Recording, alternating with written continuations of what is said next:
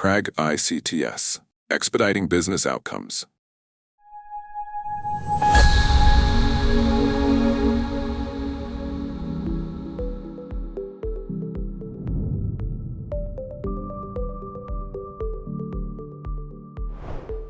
Hello.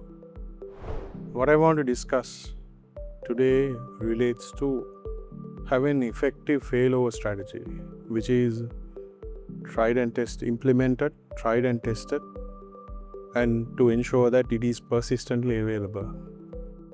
Why this is of relevance today is the fact that there is a massive transition that is taking place from a on-premise infrastructure to cloud-first, cloud-centric infrastructure.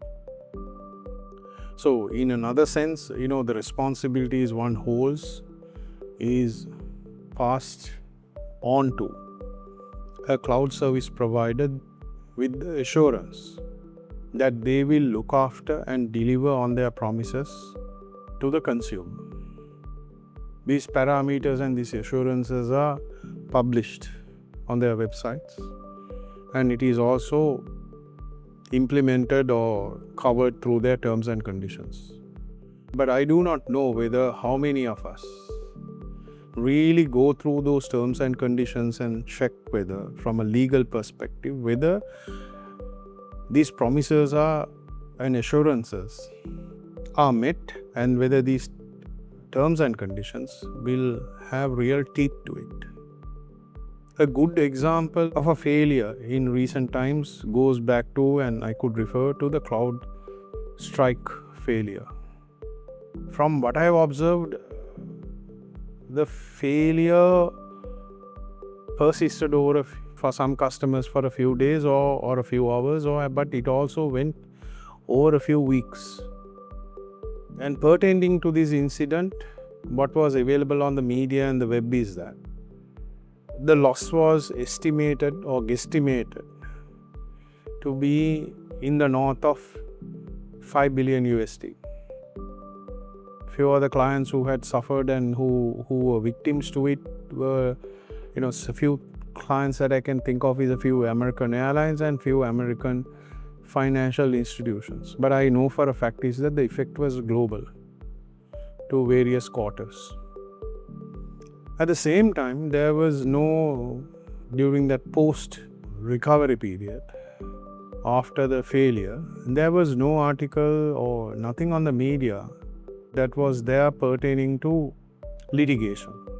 That is, either the provider, the CrowdStrike, compensated, or there was no litigation. Possibly could be due to the fact that there could have been such failures were covered in the terms and conditions so that one cannot exercise compensation. Today, if you look at the business context, most companies run their infrastructure on digital and they provide a lot of services through online. So this mandates that the business services are available, persistently available 24/7. A failure is a detrimental inconvenience. So goes back to the question whether one has a on-premise strategy, a cloud strategy, or a hybrid strategy. It is critical to check whether your failover, an effective failover, is there to handle and manage such outcomes. And especially when a failure happens, the blame and the questioning comes and is directed towards IT. And I don't think that no one from the business and the leadership will take a explanation saying that we trusted a service provider to honor their commitments. I don't think that will be entertained. And one could question the IT saying that we are so stupid not to have an alternative strategy or a failover strategy. So therefore, my advice is that one should take this very seriously, because a part of PragICTS, one of our clients, I don't want to go into detail and mention names per se, tier 1 cloud service provider, the email service went down and their responses pertaining to handling that was appalling. And it took about more than a week, I think close to about 2 weeks to recover the whole thing.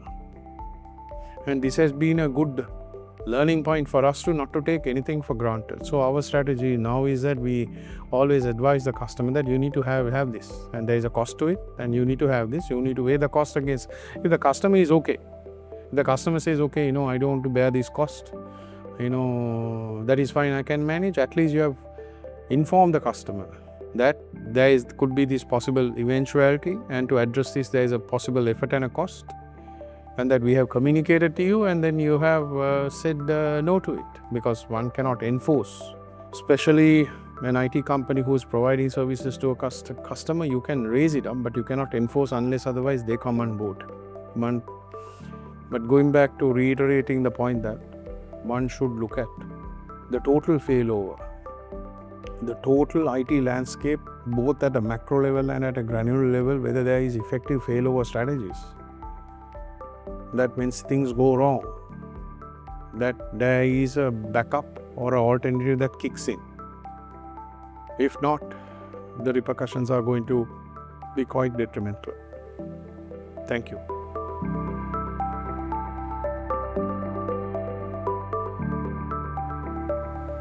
PragICTS, expediting business outcomes.